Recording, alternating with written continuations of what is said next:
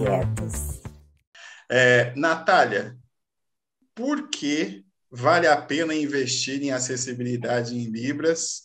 E agora, inovadores, por que isso ajuda na inovação? Fala aí para a gente por que o pessoal tem que gastar o dinheiro investindo em Libras. E vamos contratar a Natália e vamos contratar a Jade, gente. Isso aí, a gente trabalha aí em parceria, né, Jade? O que a gente já respondeu, basicamente, falando aí sobre a questão de que quando a gente pensa em acessibilidade, a gente não está pensando, a gente não está investindo só no público de pessoas com deficiência. A gente está investindo na experiência do cliente. E aí, pensando hoje no que eu ia trazer aqui para vocês, né, que gestão da inovação, a gente pode pensar quando a gente fala de inovação, hoje tem uma tendência muito grande de se pensar logo em startup, né? E, às vezes, não é a questão de ser uma startup ou ser uma empresa que faz ela gerar inovação. Na verdade, é como se olha o risco ou o investimento naquilo que a gente está fazendo. Porque a empresa, a corporação, ela sempre tem aquela visão tradicional de proteger ali o dinheiro que ela já tem, né? E ver qualquer investimento analisando pela análise de se eu investir nisso aqui, se eu investir em acessibilidade em Libras, será que eu tenho um risco de ter prejuízo? Agora, a startup não, como ela está ali se reinventando sempre, ela vê o risco como um aprendizado, como mais uma etapa, né? E isso ajuda a gente a pensar no que de fato é conteúdo, o que é experiência do cliente. Hoje a gente fala que qualquer produto, qualquer serviço que você tenha que vender, você tem que ter um storytelling. Você tem que pensar na experiência do cliente para você gerar um valor intangível naquilo e a pessoa daí consumir seu produto ou serviço. E aí a gente cai no erro, às vezes, de pensar que inovação é sempre tecnologia. E inovação não é sempre tecnologia. Tecnologia é um meio. Mas um meio para quê? Para o ser humano. Para o ser humano conquistar certas coisas. Vamos pensar em siglas que estão muito famosas agora. ESG, Diversidade, Equidade e Inclusão, que é o DI, né? Que estão aí na moda. Mas vamos ver o que está por trás delas. O ESG, o S é de social. Se a gente tirar, e o mais incrível, os estudos comprovam hoje, o Fórum Econômico Mundial mostrou que hoje as empresas investem pesado no E de ambiental e no G de governança, mas que elas investem pouquíssimo no S de social. Se a gente conseguir realmente salvar o mundo em questão ambiental, a raça humana, se a gente deixar de ser instinto, mudando a nossa forma de consumir e produzir, sendo mais sustentável. E se a gente conseguir lideranças melhores, mais sustentáveis de fato, mas não tiver desenvolvido o social, para quem que vai ser esse mundo? Quem que nós vamos liderar? Quais vão ser os profissionais? Quem vai usufruir dessa sustentabilidade? Quem vai manter?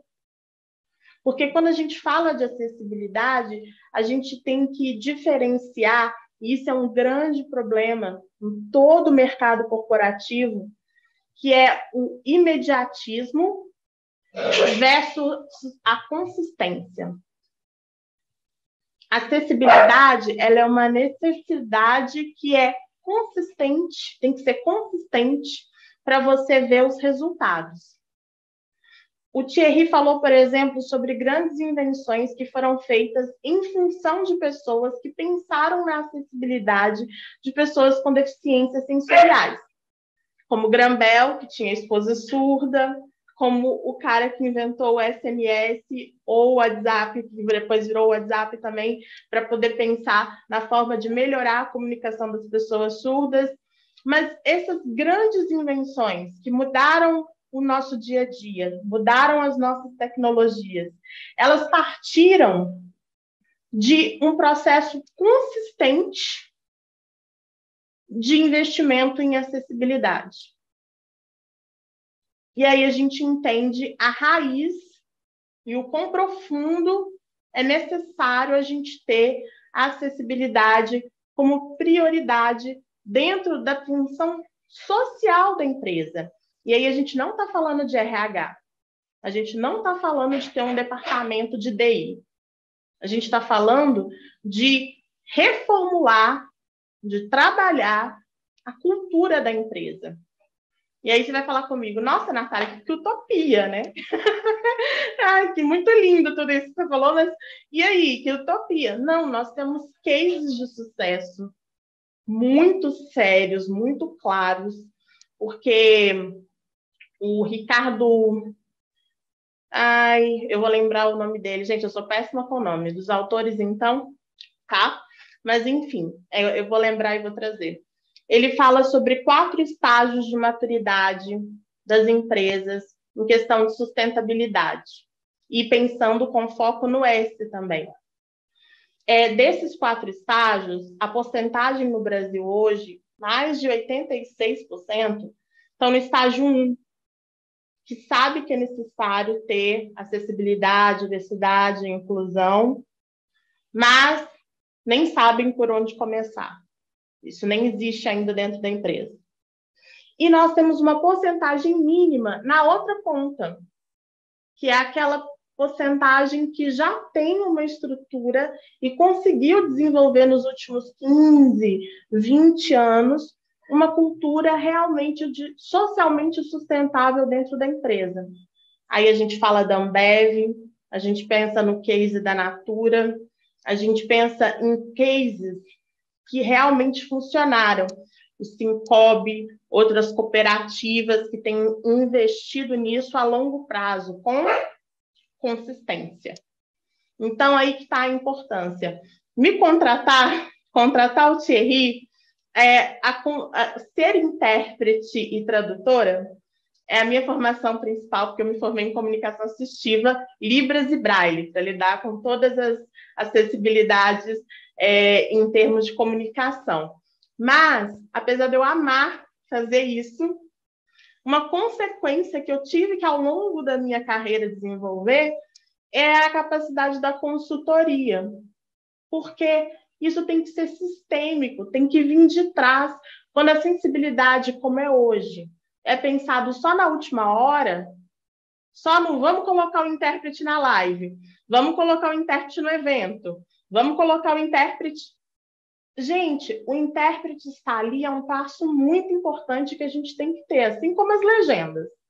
Mas eles não significam acessibilidade no final. Acessibilidade tem que estar desde lá atrás. Vamos pensar o evento. Ok, vamos trazer, então, um consultor de acessibilidade, um squad de acessibilidade para pensar o evento, para pensar a empresa, para pensar o investimento, para pensar um novo produto.